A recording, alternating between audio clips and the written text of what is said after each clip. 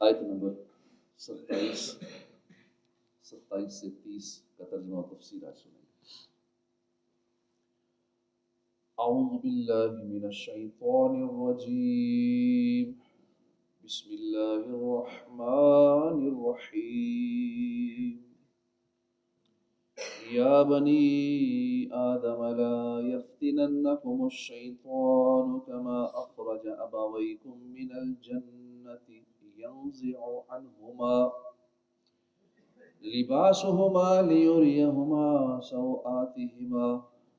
إنه يراكم هو وقبيله من حيث لا ترونهم إنا جعلنا الشياطين أولياء للذين لا يؤمنون۔ اللہ کے نام سے شروع، جو نہایت مہربان رحمت والا۔ یا بنی آدم، اے آدم کی اولاد، لا یفتننکم الشیطان، شیطان تمہیں فتنے میں نہ ڈال دے، کما اخرج ابویکم، جیسے اس نے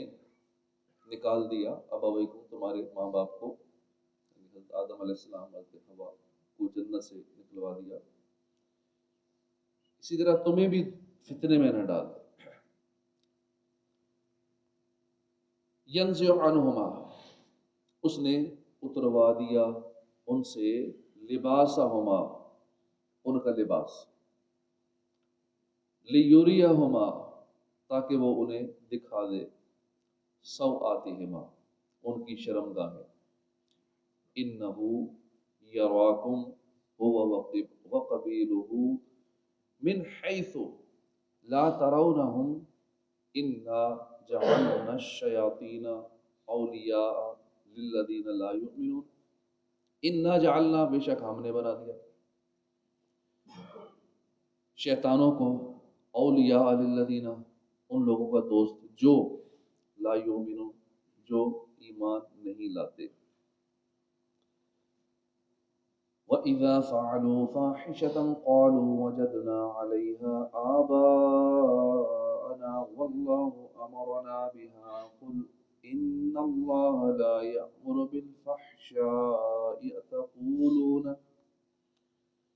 أَتَقُولُونَ عَلَى اللَّهِ مَا لَا تَعْلَمُونَ۔ وَإِذَا فَعَلُوا، اور جب فعلوا وہ کریں، فاحشةً کوئی بے حیائی، قالوا تو کہتے ہیں، وجدنا علیہا، ہم نے اس پر پایا، آباءنا، اپنے ماں باپ کو، کہ ہمارے ماں باپ یہی کرتے تھے، واللہ امرنا بہا، اور اللہ نے ہمیں اسی کا حکم دیا، قل ان اللہ، تم کہو بے شک اللہ، لا یأمر بالفحشاء، اللہ بے حیائی کا حکم نہیں دیتا، اتقولون، کیا تم کہتے ہو، علی اللہ ما لا تعلمون، تم اللہ پر وہ بات کہتے ہو، لا تعلمون، جو تم نہیں جانتے۔ قل امر ربی بالقسط واقیموا وجوہکم عند کل مسجد وادعوہ مخلصین لہ الدین کما بدأکم تعودون۔ قل امر ربی، تم کہو میرے رب نے حکم دیا، بالقسط، انصاف کا، وَأَقِيمُوا وُجُوهَكُمْ، اور اقیموا سیدھے کر لو، وجوہکم اپنے چہرے، عند کل مسجد، ہر سجدہ کے وقت، ہر نماز کے وقت اپنے چہرے سیدھے کر لو، وَادْعُوهُ، اور اسے پکارو، مخلصین، خالص کرتے ہوئے، لہ الدین، عبادت اس کے لیے، کما بدأکم، جیسے اس نے آغاز کیا تمہارا، تعودون، ویسے ہی تم پلٹو گے۔ فریقا ہدا وفریقا حق علیہم الضلالہ انہم اتخذوا الشیاطین اولیاء من دون اللہ ویحسبون انہم مہتدون۔ فریقا ہدا، ایک گروہ کو اس نے ہدایت دی، وفریقا حقا، اور ایک گروہ ثابت ہو گئی ان پر، علیہم الضلالۃ، ان پر گمراہی ثابت ہو گئی۔ انہم اتخذوا الشیاطین، بے شک وہ انہوں نے بنا لیا شیطانوں کو اولیاء دوست من دون اللہ اللہ کے سوا وَيَحْسَبُونَ اور وہ گمان کرتے ہیں انہم کہ وہ مہتدون ہدایت پر ہیں، وہ گمان کرتے ہیں کہ وہ ہدایت پر ہیں۔ ترجمہ کنز العرفان، اے آدم کی اولاد تمہیں شیطان فتنے میں نہ ڈال دی جیسے اس نے تمہارے ماں باپ کو جنت سے نکال دیا، ان دونوں سے اس کے لباس اتروا دیے تاکہ ان کی شرم کی چیزیں دکھا دے، بے شک وہ خود اور اس کا قبیلہ تمہیں وہاں سے دیکھتے ہیں جہاں سے تم انہیں نہیں دیکھتے، بے شک ہم نے شیطانوں کو ایمان نہ لانے والوں کا دوست بنا دیا۔ یا بنی آدم، اے آدم کی اولاد، شیطان کی فریب کاری اور حضرت آدم علیہ السلام کے ساتھ اس کی دشمنی اور عداوت کا بیان فرما کر بنی آدم کو متنبع اور ہوشیار کیا جا رہا ہے کہ وہ شیطان کے وسوسے، اغوا اور اس کی مکاریوں سے بچتے رہیں، جو وہ حضرت آدم علیہ السلام کے ساتھ ایسی مکاری کر چکا ہے، وہ ان کی اولاد کے ساتھ کب درگزر کرنے والا ہے۔ اس میں مومن، کافر، ولی، عالم، پرہیزگار سب سے خطاب ہے، یعنی کوئی بھی اپنے آپ کو شیطان سے محفوظ نہ سمجھے۔ ہم سمجھتے ہیں نا کہ گناہ گار ہے بس اسی پہ شیطان مسلط ہے، باقی جو ہیں نیک آدمی ہیں تو نمازی آدمی ہے، شیطان سے بچے ہوئے نہیں، کسی کو شیطان نہیں چھوڑتا۔ کوئی دنیا دار ہو، دین دار ہو، مذہبی آدمی ہو، عالم ہو، حافظ ہو، جس لیول کا بھی ہو، وہ شیطان سے محفوظ نہیں ہے۔ جب کسی نے یہ سمجھ لیا نا میں تو بڑا نیک ہو گیا، داڑھی رکھ لی، بڑا سنتوں بڑا لباس پہن لیا، بڑا امامہ پہن لیا، بڑا اچھا ہو گیا ہوں، میں شیطان سے محفوظ ہو گیا ہوں، اس کی تباہی شروع ہو گئی۔ جو اپنے آپ کو شیطان کسی کو نہیں چھوڑتا اور ہر ایک کو اس کے منصب کے مطابق ڈیل کرتا ہے۔ عام بندے کو اس طرح ڈیل کرے گا، جاہل کو اس طرح ڈیل کرے گا، اہل علم کو ان کے مطابق ڈیل کرے گا، یعنی اس نے ہر ایک کے لیے الگ الگ جال تیار کیے ہوئے ہیں، ان کو اس طرح کے جالوں میں پھنساتا ہے۔ جیسے علماء کو حسد کے جال میں پھنسا دے گا کہ یہ مجھ سے اچھا بیان کیوں کرتا ہے، یہ آگے کیوں بڑھ رہا ہے، نعت خوانوں کو الگ اٹیک کرے گا، اس کی آواز زیادہ اچھی کیوں ہے، میری آواز اچھی ہونی چاہیے، اس کو موقع کیوں مل گیا نعت پڑھنے کا، مجھے ملنا چاہیے تھا، مجھے زیادہ ٹائم ملنا چاہیے۔ ہم محفلوں میں اسٹیجوں پہ یہ اس طرح کے معاملات چل رہے ہوتے ہیں، عوام کو تو نہیں پتہ ہوتا، لیکن وہ نقیب محفل کو ان کو پتہ ہوتا ہے تو مجھے ٹائم تھوڑا دیا گیا، مجھے یہ ہوا وہ، جی پہلے مجھے کیوں نہیں دیا گیا، بعد میں اس کو کیوں دیا گیا، اس کو زیادہ کیوں پروٹوکول دیا گیا۔ ہر ایک کو اس کے مطابق ڈیل کرتا ہے، گناہ گار کو، دنیا دار کو اس کے حساب سے اس ایسے جال بچھائے گا، نیکوکار کو اس کے مطابق جال بچھائے گا۔ تو ولیوں کو نہیں چھوڑتا، ولیوں کو نہیں چھوڑتا کہ جو لوگ کیا سے کیا کرامتیں دکھا دیتے ہیں، ان سے بھی یہ مایوس نہیں ہوتا۔ حضور غوث پاک پہ اس نے اٹیک کیے، ولیوں کے سردار تھے غوث پاک، لیکن شیطان نے کتنے کتنے وار کیے غوث پاک سے، اور جب آپ بچ جاتے تھے پھر کہتا تھا کہ آپ میں بڑا علم ہے، بڑے کبھی علم کے حوالے سے کہتا آپ کے علم نے بچا لیا، اب یہاں بھی آخری بار پھر کر جاتا، آپ نے فرمایا مجھے علم نہیں، مجھے اللہ کے فضل نے بچا لیا۔ کبھی بھی شیطان کے حوالے سے ہمیں غافل نہیں رہنا چاہیے، یہ ہمارا کھلا دشمن ہے اور یہ ہمارا ایمان برباد کرنے کے پیچھے دن رات لگا ہوا ہے۔ ہم غافل ہو جاتے ہیں نا، بیزی ہو جاتے ہیں، دنیا داری کے معاملات میں لگ جاتے ہیں، اپنی کاروبار میں لگ جاتے ہیں، جاب میں لگ جاتے ہیں، توجہ ہٹ جاتی ہے، لیکن اس کی توجہ نہیں ہٹتی۔ وہ 24 آور ہمارے خون کے اندر، جیسے رگوں میں خون ہے نا، ایسے وہ ہمارے اندر ہے۔ ہر وقت اس نے ہمارے دل کو اپنی چونچ میں لیا ہوا ہے، اپنی مٹھی میں لیا ہوا ہے، وصل سے ڈلواتا ہے، طرح طرح کے گناہ کرواتا ہے، مسلمانوں کے خلاف سازشیں کرواتا ہے، فتنے ڈلواتا ہے، دل آزاریاں کرواتا ہے، بہت کچھ یہ شیطان مسلسل کروا رہا ہوتا ہے، اور ہم بھول جاتے ہیں کہ ہمارا اصل دشمن یہ ہے۔ ہم اور مسلمانوں کو اپنا دشمن سمجھ رہے ہوتے ہیں، اس سے بغض و کینہ، اس سے لڑائی جھگڑا، اس کی دل آزاری، اس کی مخالفت، حسد، کینہ، اتنے بہت دل میں اتنی گندگیاں پال رکھی ہوتی ہیں۔ تو شیطان جس نے ہمارے ماں باپ، ہمارے آدم علیہ السلام، ہماری والدہ اما حوا کو جنت سے نکلوا دیا، ان کا دشمن ہے، تو ہمارا بھی دشمن ہے۔ اس نے باقاعدہ بول کے اعلان کیا، کھلا چیلنج دیا، انہ یراکم ہوا، بے شک وہ خود تمہیں دیکھتا ہے، یعنی شیطان اور اس کی ذریت سارے جہان کے لوگوں کو دیکھتے ہیں، ہم نہیں دیکھ سکتے، لوگ انہیں نہیں دیکھتے، وہ ہمیں دیکھتے ہیں، ہم نہیں اسے دیکھتے۔ جہاں کسی نے کسی جگہ اچھے کام کا ارادہ کیا، اسے اس کی نیت کی خبر ہو گئی، یعنی اتنا وہ الرٹ ہے۔ ایسا سسٹم ہے جیسے آج کل اے آئی ہے اور سینسر سسٹم ہے نا، وہ قریب ہی کریں چیز کو ٹچ نہ بھی کریں پہلے پتہ لگ جاتا ہے کہ یہ کرنا ہے جی، بٹن پہ ہاتھ نہ بھی رکھیں، دور سے بھی ٹچ کریں تو جیسے وہ واش روم میں جائیں تو پانی کی ٹوٹی نہیں کھولنی پڑتی، ٹچ بھی نہیں کرنا پڑتا، تو قریب ہی کرتے ہیں بلکہ نیچے ہی ہاتھ رکھتے ہیں. ایئرپورٹوں میں بھی یہ سسٹم لگا ہوتا ہے, ہاتھ آگے ہی کرتے ہیں, پانی نکلنا شروع ہو جاتا ہے, حالانکہ ٹچ بھی نہیں کیا, نہ ٹوٹی کھولی, کچھ بھی نہیں کیا. اسی طرح اور کئی سینسر سسٹم ہے. اس شیطان کو پہلے سے ہی, ابھی ہم نیت کرتے ہیں نا, میں نے یہ کام کرنا ہے, میں نے یہ اچھا کام کرنا ہے, ارادہ کرتا ہے, اس کو خبر مل جاتی ہے. ایسا سینسر سسٹم اس کا مضبوط ہے کہ ہمارے ارادے سے بھی وہ باخبر ہو جاتا ہے. اب جب شیطان کی خبر کا یہ عالم ہے, تو حضور صلی اللہ علیہ وآلہ وسلم کے علم کا, اولیاء کرام کے علم کا عالم کیسا ہوگا. اللہ پاک نے ان کو, اپنے پیاروں کو کتنا کچھ عطا فرمایا ہوگا. یاد رہے کہ جو دشمن تمہیں دیکھ رہا ہے, تم اسے نہیں دیکھ رہے, اس سے اللہ تعالیٰ کے بچائے بغیر خلاصی نہیں ہو سکتی. کوئی ٹیکنالوجی ایسی نہیں ہے کہ جس سے ہم شیطان سے مقابلہ کر سکیں. جتنا بھی انسان نئی نئی ایجادات کر لے, جو کچھ بھی کر لے, لیکن شیطان سے بچنا ہے تو پھر حل کوئی نہیں. ایک ہی حل ہے, اللہ کی مدد. اللہ کی مدد کے بغیر بندہ اس سے مقابلہ کر ہی نہیں سکتا. جیسا کہ حضرت ذوالنون رحمۃ اللہ علیہ فرماتے کہ شیطان ایسا ہے کہ وہ تمہیں دیکھتا ہے, تم اسے نہیں دیکھ سکتے, لیکن اللہ تعالیٰ اسے دیکھتا ہے, وہ اللہ تعالیٰ کو نہیں دیکھ سکتا. تم اس کے مقابلے میں اللہ تعالیٰ سے مدد چاہو. لہٰذا ہر مسلمان کو چاہیے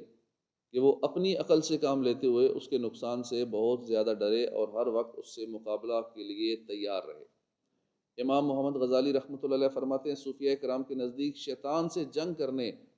اور اسے مغلوب کرنے کے دو ہی طریقے ہیں. شیطان سے لڑنے کے اور اس کو ہرانے کے دو ہی طریقے. شیطان کے مکر و فریب سے بچنے کے لیے صرف اللہ تعالیٰ کی پناہ لی جائے, اور اس کے علاوہ کوئی راستہ نہیں. کیونکہ شیطان ایک ایسا کتا ہے جسے اللہ تعالیٰ نے تم پر مسلط فرما دیا. اگر تم اس سے مقابلہ اور جنگ کرنے اور اسے خود سے دور کرنے میں مشغول ہو گئے تو تنگ آ جاؤ گے, اور تمہارا قیمتی وقت ضائع ہوگا. ہمارے پاس ویسے ہی زندگی میں ٹائم تھوڑا ہے, اوپر سے ہم اس طرح کے معاملات میں لگ جائیں کہ ہمارا وقت ضائع ہو, اور بالآخر وہ تم پر غالب آ جائے گا. ٹائم بھی ضائع ہوگا اور وہ غالب بھی آ جائے گا, اور تمہیں زخمی کر دے گا, تمہیں ناکارہ بنا دے گا. اس لیے اس کے مالک ہی کی طرف متوجہ ہونا پڑے گا اور اس کی پناہ لینی ہوگی, تاکہ وہ شیطان کو تم سے دور کر دے. اور یہ تمہارے لیے شیطان کے ساتھ جنگ اور مقابلہ کرنے سے بہتر ہے, کہ اس سے جنگ اور مقابلہ کرنے سے بہتر ہے کہ اس کے مالک کی طرف توجہ رکھو, جس رب نے بچانا ہے, جس نے تم پر اس کو مسلط کیا ہے. دوسرا طریقہ ہے شیطان سے مقابلہ کرنے, اسے دفع دور کرنے اور اس کی تردید اور مخالفت کرنے کے لیے ہر وقت تیار رہنا چاہیے. امام غزالی فرماتے ہیں کہ میرے نزدیک اس کا جامع اور بہترین طریقہ یہ ہے کہ مذکورہ بالا دونوں طریقوں کو بروئے کار لایا جائے. لہذا سب سے پہلے شیطان مردود کی شرارتوں سے اللہ تعالیٰ کی پناہ لی جائے, جیسا کہ اللہ تعالیٰ نے ہمیں اس کا حکم فرمایا ہے, اور اللہ تعالیٰ ہمیں شیطان لعین سے محفوظ رکھنے کے لیے کافی ہے. اس کے بعد بھی اگر تم یہ محسوس کرو کہ اللہ تعالیٰ کی پناہ لینے کے باوجود شیطان تم پر غالب آنے کی کوشش کر رہا ہے, تمہارا پیچھا نہیں چھوڑ رہا, تو تم سمجھ لینا کہ اللہ تعالیٰ تمہارا امتحان لینا چاہتا ہے,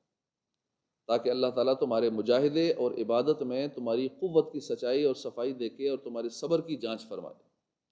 جیسا کہ کافروں کو ہم پر مسلط فرمایا. حالانکہ اللہ تعالیٰ کفار کے عزائم اور ان کی شرمگیزیوں کو ہمارے جہاد کیے بغیر ملیا میٹ کر دینے پر قادر ہے نا, کہ بغیر جہاد کے اللہ تباہ کر دے کفار کو, اللہ کے دشمن جو ہیں. لیکن جہاد رکھا ہے, مقابلہ کرو, پتہ چلے تمہارے اندر بھی کتنی طاقت ہے لڑنے کی. تو جہاد کا معاملہ فرمایا, جہاد کا حکم دیا, تو اللہ امتحان لینا چاہتا ہے. اللہ کافروں کو ملیا میٹ کرنے پر قادر ہے, لیکن وہ انہیں صفحہ ہستی سے ختم نہیں فرماتا. کافر پہلے بھی دنیا میں تھے,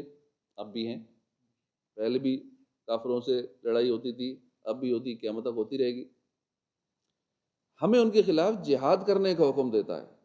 تاکہ جہاد, صبر, گناہوں سے چھٹکارا اور شہادت سے ہمیں بھی کچھ حصہ مل جائے, اور ہم اس امتحان میں کامیاب و کامران ہو جائیں. تو اسی طرح ہمیں شیطان سے بھی انتہائی جاں فشانی کے ساتھ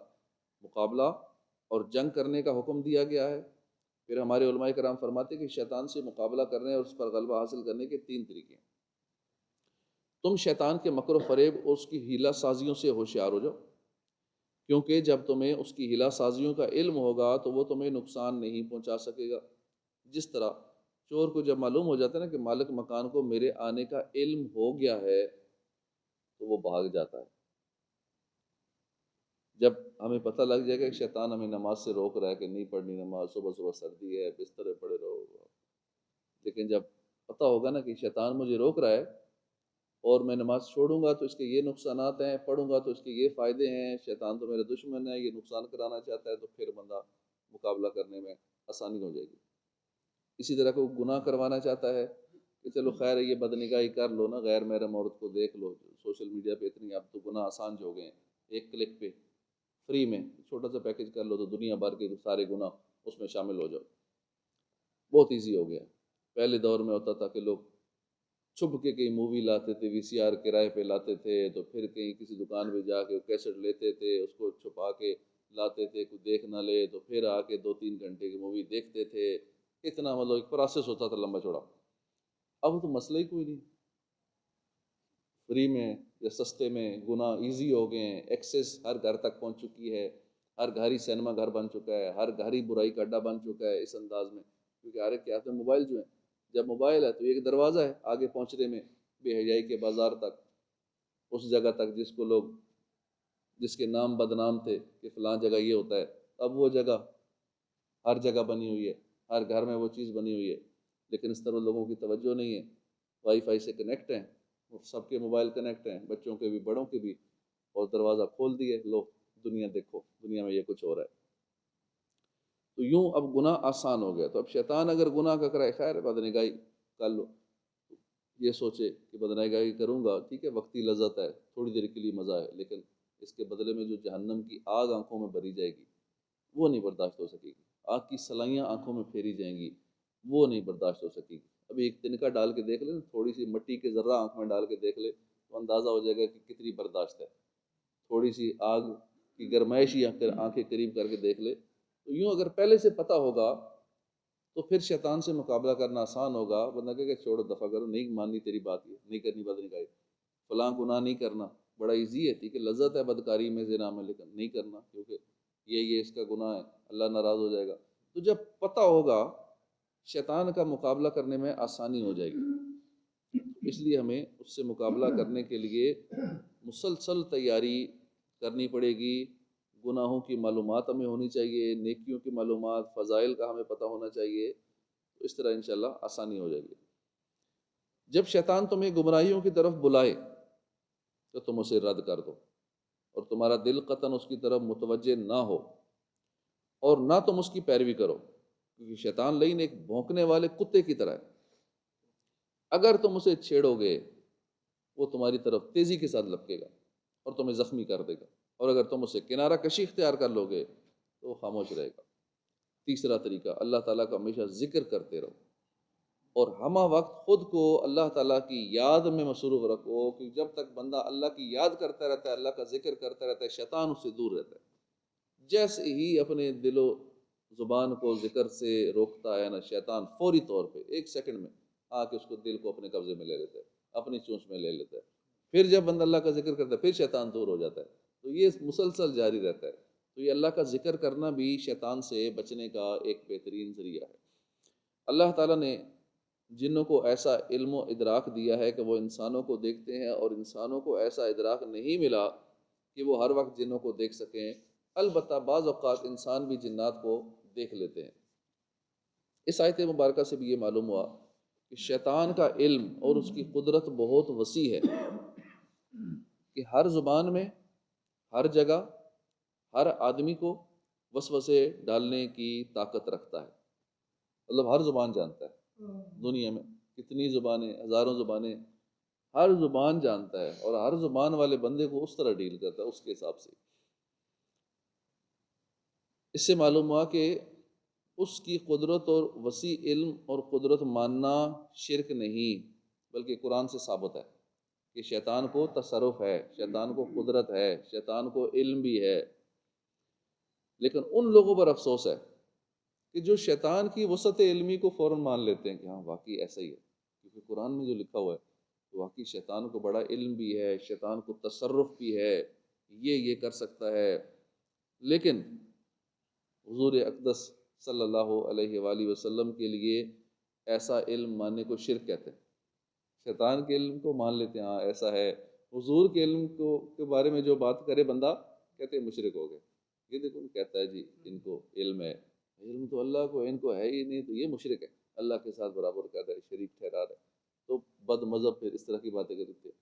شیطان کے علم کو مان رہے ہیں، حضور کے علم کو نہیں مان رہے، اللہ والوں کے تصرف کو نہیں مان رہے کہ اللہ والوں کا تصرف دلوں پر ہوتا ہے، ایسی بات کریں کہتے ہیں یہ کیسے ہو سکتا ہے، ولیوں کے خلاف باتیں شروع کر دیتے ہیں۔ شیطان کے تصرف کو مان رہے ہیں کہ شیطان کا دلوں پہ قبضہ ہے، کبھی دل کو ادھر پھیر دیتا ہے، کبھی ادھر پھیر دیتا ہے، لیکن جب غوث پاک فرمائے کہ لوگوں کے دل میرے مٹھی میں ہے، جب چاہوں اپنے قریب کر لوں، جب چاہوں اپنے سے دور کر لوں، یہ بات ان کو ہضم نہیں ہوتی۔ شیطان کی بات مان رہے ہیں کہ ہاں وہ ٹھیک کہتا ہے، تصرف ہے، واقعی قرآن سے بھی ثابت ہے اس کو تصرف۔ شیطان کو تصرف ہے، اللہ کا دشمن ہے، تو پھر اللہ کے بندوں کے تصرف کا عالم کیا ہوگا، اللہ کے ولیوں کے، اللہ کے نبیوں کے، محبوب خدا کے تصرف کا عالم کیا ہوگا۔ تو بے شک ہم نے شیطانوں کو ایمان نہ لانے والوں کا دوست بنا دیا، یعنی شیطان بظاہر کفار کا دوست ہے، اور کفار دل سے شیطان کے دوست ہیں، ورنہ شیطان در حقیقت کفار کا بھی دوست نہیں ہے، وہ تو ہر انسان کا دشمن ہے۔ وہ کہتا ہے ایک کافر ہو، مسلمان ہو، جو بھی ہو، جہنم میں جائے۔ ہاں کافر سے دوست اس لیے کہ کافر میں اسے کوشش نہیں کرنی پڑتی، اسے پتہ ہے یہ تو ہے ہی اپنا، اس پہ ٹائم ضائع نہ کرو، ٹائم اس پہ لگاؤ جو نیک آدمی ہے۔ جہاں سونا ہوتا ہے نا وہیں پہ چور، اس کی نظر وہاں ہوتی ہے، جہاں کچھ نہیں ہے وہاں چور جا کے کیا کرے گا، اس کے پاس تو ایمان کی دولت ویسی ہی نہیں کافر کے پاس، تو اس لیے پھر شیطان کو ضرورت نہیں پڑتی، اسے پتہ ہے یہ پہلے ہی میرا ساتھی ہے، جہنم میں میرے ساتھ جائے گا، ورنہ شیطان کسی کا دوست نہیں ہے، تو ہر انسان کا دشمن ہے کہ سب کو اپنے ساتھ جہنم میں لے جانے کی کوشش کرنا اس کا مطلوب اور مراد ہے۔ وَإِذَا فَعَلُوا فَاحِشَةً وَجَدْنَا، اور جب کوئی بھی حیائی کریں تو کہتے ہیں کہ ہم نے اس پر اپنے باپ دادا کو پایا اور اللہ نے ہمیں اس کا حکم دیا، تو فرماؤ بے شک اللہ بھی حیائی کا حکم نہیں دیتا، کیا تم اللہ پر وہ بات کہتے ہو جس کی تمہیں خبر نہیں؟ وَإِذَا فَعَلُوا فَاحِشَةً، اور جب کوئی بے حیائی کریں، فاحشتاً یعنی بے حیائی کی تفسیر میں مختلف اقوال ہیں۔ حضرت عبداللہ بن عباس اور حضرت مجاہد رضی اللہ تعالیٰ عنہ فرماتے ہیں کہ اس سے مراد زمانہ جاہلیت کے مرد و عورت کا ننگے ہو کر کعبہ معظمہ کا طواف کرنا۔ حضرت عطا رحمۃ اللہ علیہ کا قول ہے کہ بے حیائی سے مراد شرک ہے، اور حقیقت یہ ہے کہ ہر قبیح فعل اور تمام صغیرہ کبیرہ گناہ اس میں داخل ہیں۔ اگرچہ یہ آیت خاص ننگے ہو کر طواف کرنے کے بارے میں آئی ہے، جب کفار کی ایسی بے حیائی کے کاموں پر ان کی مذمت کی گئی تو اس پر انہوں نے اپنے قبیح افعال کے دو عذر بیان کیے۔ ایک تو یہ کہ انہوں نے اپنے باپ دادا کو یہی فعل کرتے پایا، لہٰذا ان کی اتباع میں یہ بھی ایسا کرتے ہیں کہ ہمارے باپ دادا بھی کعبے کا طواف کرتے تھے، ننگے ہو کے کرتے تھے، سیٹیاں بجاتے ہوئے کرتے تھے، ہم بھی ایسے ہی کرتے ہیں کیونکہ باپ دادا جو ایسا کرتے تھے، یہ دلیل دیتے تھے۔ اس عذر کا بار بار قرآن میں رد کر دیا گیا کہ یہ اتباع تو جاہل اور بدکار کی اتباع ہوئی، اور یہ کسی صاحب عقل کے نزدیک جائز نہیں ہے کہ ماں باپ غلط کام کر رہے ہوں تو اب آگے وہی غلط کام کو کنٹینیو رکھیں، یا بندہ کہ سارے ہی ایسا کر رہے ہیں، تو یہ بھی دلیل نہیں ہے کہ سارے ایسا کر رہے ہیں تو پھر تم بھی ایسا یہی کام کر رہے ہو، یہ تو درست نہیں ہے جواب۔ کسی نے کہا جائے فلاں کام آپ کیوں کر رہے ہو، سارے یہ کر رہے ہیں، تو یہ سارے ہی کر رہے ہیں، یہ دلیل نہیں ہے اس بات کی کہ سارے کر رہے ہیں تو وہ کام ہم بھی شروع کر دیں اور وہ کام ٹھیک ہو جائے گا ساروں کے کرنے سے، ایسا نہیں ہے۔ اور نہ ہی ماں باپ اگر کوئی غلط کام کر رہے ہیں تو ہم بھی وہ دلیل بنا لیں کہ ٹھیک ہے جی باپ دادا یہی کرتے آ رہے ہیں، خاندانی نظام ہمارا یوں ہی چل رہا ہے، بس ہم نے اسی غلط کام کو آگے کنٹینیو رکھنا ہے، تو یہ کسی صاحب عقل کے نزدیک جائز نہیں ہے۔ جاہل اور بدکار کی تباہ یہ ہوئی، اور یہ درست نہیں ہے کسی بھی صاحب عقل کے نزدیک۔ اتباع تو اہل علم اور تقوی کی جاتی ہے، نیک لوگوں کی اتباع کی جاتی ہے، نہ کہ جاہل گمراہ کی۔ ان کا دوسرا عذر یہ تھا کہ اللہ نے انہیں ان افعال کا حکم دیا ہے، یہ محض افتراء اور بہتان تھا، اللہ اس طرح کی باتوں کو حکم نہیں دیتا۔ بے حیائی کا، گناہ کا، برے کاموں کا، اللہ پہ الزام لگا رہے ہیں۔ چنانچہ اللہ تبارک و تعالیٰ اس کا رد فرماتا ہے کہ اے حبیب صلی اللہ تعالیٰ علیہ وآلہ وسلم، تم جواب میں فرماؤ بے شک اللہ بے حیائی کا حکم نہیں دیتا۔ کیا تم اللہ پر وہ بات کہتے ہو جس کی تمہیں خبر نہیں؟ اللہ عز و جل نے بے حیائی کا نہیں بلکہ ان چیزوں کو حکم دیا ہے جو آگے بعد والی آیت میں مذکور ہیں۔ صدق اللہ العظیم۔ صلو